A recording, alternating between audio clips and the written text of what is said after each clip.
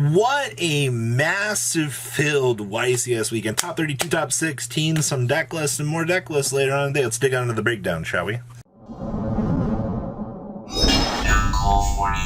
I'm back to 33.8% of you guys have not smashed them. Crap out, scrap and smash it so we can get to 102,000. We're actually about 250 away at this point. So, breakdown for the YCS for top 32 here. 6 Praying Kids variants between adventure and whatever else they're trying to do right now. That is absolutely amazing to me, ladies and gentlemen. Those numbers are massive. Holy crap. We had 3 Eldritch variants.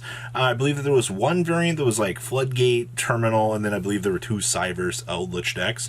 Okay, we had Dragon Link, which were actually, some of these Dragon Link decks were actually like combinations of like adventure now. So that's interesting. 3 Virtual World in top cut. Okay. We had 3 Drytron. Hey, the Drytron's supposed to be dead, right, guys? Like, there's no way the Drytron could come back out of the depths of the format here and find success, right? Well, it did. We had 2 Flunderies, all right? 2 Sword Soul. Now, I do want to say here with the Sword Soul variants, there's also 2 Tenyi Synchro decks. It's just kind of what players kind of classified their decks as. So, of a combination of those variants, you basically had the Synchro variants having a grand total of 4, depending on how you want to group those up. And then we had 2 Phantom Knights. Phantom Knights out here kind of wuggling a little bit. And then in terms of Rogue, we had 1 Plunder Patrol, 1 Mech Knight, 1 DDD, which was piloted by Pack. I'll talk about his list here a little bit in a second. We had 1 Earth Machine. We had 1 Punk Link Good Stuff little deck, where it's literally just a massive turbo toolbox. And that ended up winning the event, actually, which that build was amazing. Then we had 1 Sky Striker deck running it across the room here, showing everybody that you can have all sorts of huge success out here with things and bring a lot of cool variants to the table. I think that's the one thing I really liked about this event was just the amount of craziness here. Now, as we push on over into top 16 here, things get a little bit more interesting. Praying Kids is still your highest represented deck in the room, which I'm actually, once again, still surprised about that. This deck really ran it across the field here and just proved to us that Praying Kids, even with 1 Meow Meow Mew here, it was such a dominating force at this point, okay? We had 3 Drytron. Oh, look, they all made it to top 16. The Sword Soul variants, yay! We had DDD, Eldritch, Cyverse, Flunderies, Virtual World, Punk, Sky Striker, and Phantom Knights also here as we pushed on up through that. And then the breakdown for top 8, Sky Striker made it all the way to top 4. Alright, Pack made it to top 8, unfortunately losing to the Adventurer Striker. Alright, Yield Praying Kids also made it into the finals, which is really good. Losing out to Punk Good Stuff here. Cyverse Eldritch here made a nice long journey too, but unfortunately lost to Hanko playing Flunder. You'll see that list actually on TCG Player here later in the week. And then Praying Kids unfortunately lost to Paul playing the Good Stuff Turbo package. What an actual crazy event here, ladies and gentlemen.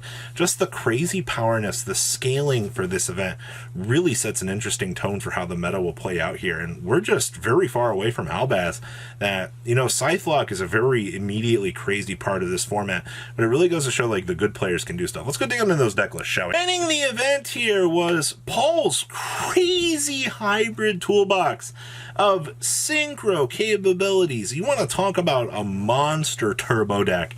This is the biggest brain contraption that I've seen in a very long time in a format like this.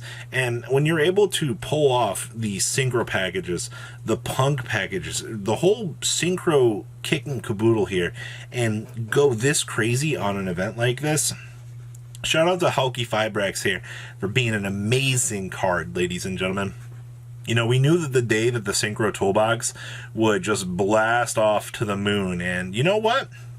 I don't know how crazy this build will be here in the future, if players will big brain this, figure this deck out, and, you know, try to simplify this, but 60 card variants like this in terms of just crazy boards that these can make, Yeah, this is innovation at its finest, ladies and gentlemen. Welcome to the new good stuff.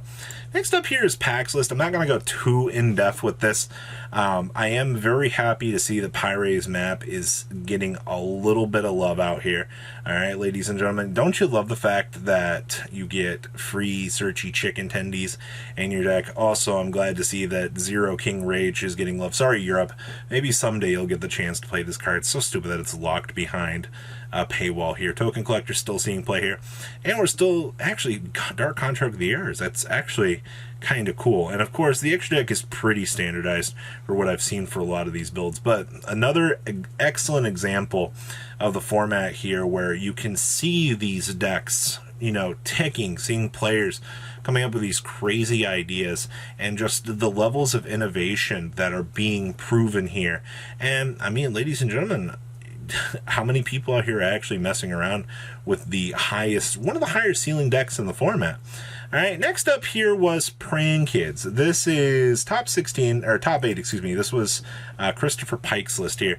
Now, of course, we're doing DPE shenanigans in this deck. Of course, standard Praying Kids boards as well. And then, of course, you have the Adventurer package here to basically offset anything that your opponent can really attempt to do to you.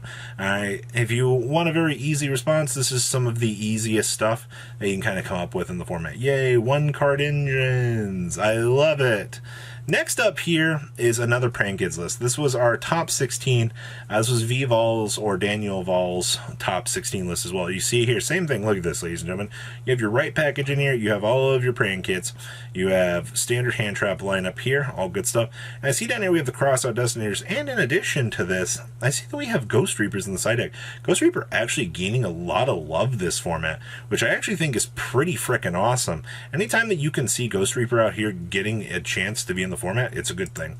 Next up here was Drytron. This was Sean McDonald's top 16 list. Of course, I've seen a lot of these builds going more towards the megalith package at this point in time. I think the megalith is going to be probably your thing, especially with the loss of Ava at this point in time. You've lost a little bit of capitalization and things that you can do, but that's not a bad thing, ladies and gentlemen. Outside of that, this deck is still, I would say, pretty streamlined. Seeing that we're playing double Fafnir now, I think is absolutely fine. Next up is the other side of the equation here. This is your other Drytron top 16 list here. You're going to see once again that this whole package here is going to be the main thing that you're going to continue to see some sort of success with here.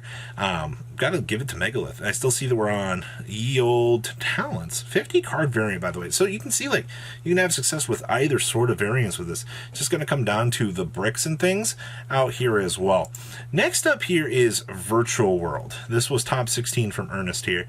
As you can see, we're playing the Magician Souls package here, which means you can kind of take advantage of some of these more, you establish a gate, pop it off, get a free resource out of it. Yield Destroyer out here getting a lot more value as well for this deck. I think the thing I love most about this deck is just your Cupid pitch value in this deck. Even though like hand traps do exist right now, they just don't hurt this deck. I also give a shout out here for Ernest here for the Legacy Card Gaming, which I'll leave a link down below for that so you guys can give them a nice little check out, because I promised we would do that. Alright, next up is Phantom Knights. Ye old brave Phantom Knights. This right here was projected to be the best deck of the format. I'm not going to lie, I still think ye old Scythe Lock in this deck is incredibly crazy, ladies and gentlemen. It's one of the most annoying decks in the format. But this deck did not have as much of a turnaround as we initially expected, which I think is a good thing, alright? When a deck like this doesn't do as well, good. Alright, next up here, this was Hani Jawari's top 32 finish here. Now, this is more of the Sword Soul that I kind of know and love this format. So, of course, 47 or 48 cards. Holy moly. We have the full Vessels and the full Dragon Cycles in here. One Desire is kind of poopy, but can't really do anything about that. And I see here that, of course, Yield Despot 001. How you doing, buddy? Glad to see you're here. Outside of that, there's nothing too crazy about this. This is still the same Synchro Shenanigans that we've had going for how long at this point in time? Next up here is Dragon Link. This is one of your more streamlined things. No Adventurer package needed for this build. Now, with that being said, Just because you don't have an adventure package in here doesn't mean that makes the deck inherently worse. It just means that players are exploring other vassals or other opportunities here. But in terms of a very streamlined list and very cookie cutter, this is really as basic as it gets, if you want me to be honest with you. All right, next up here, this was our top 32 virtual world list for Nicholas Fawn here. Ye old, ooh. I see Fairy Tale Snow. So you can drop this. I know some people are trying to play like Shooting Rise or Dragon. We're not doing that here. I see that this is just an option for us. Standard right package, standard virtual world stuff.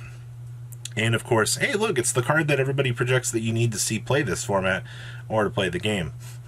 Variance? Variance. And the last list we have here is another 10 Yi / good stuff package. So this is basically 10 Yi Brave Synchro, ladies and gentlemen. You're going to do the same thing you've been doing with a lot of these variants. You're just going to go ahead and you're going to use the free chicken tendies that you get off of the Vishudas, and you're going to climb up, you're going to set up those negates with Rite of Armies here, and you're just going to laugh at your opponent. I also see that our Super Poly break board is Dragostopelia. That's not too bad, honestly. So that is your breakdown of these lists. I'll be back here later on this afternoon with Mech Knights, Earth Machine, and Sky Striker for you guys. So guys, please leave a comment down what you guys think. Make sure you guys smash the crap out of that subscribe button so you guys don't miss out on more awesome content. And I'll see your beautiful faces back here later on the day, guys. Peace out. Patrons, thank you.